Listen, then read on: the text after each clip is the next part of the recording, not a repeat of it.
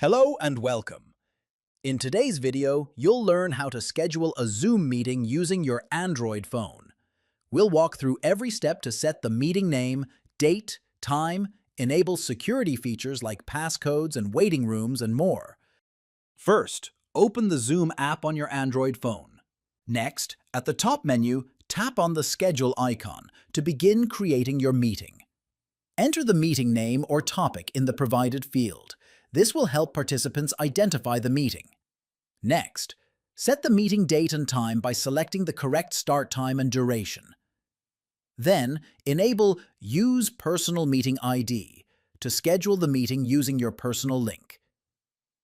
For added security, make sure to enable Require Meeting Passcode. This ensures only invited participants can join.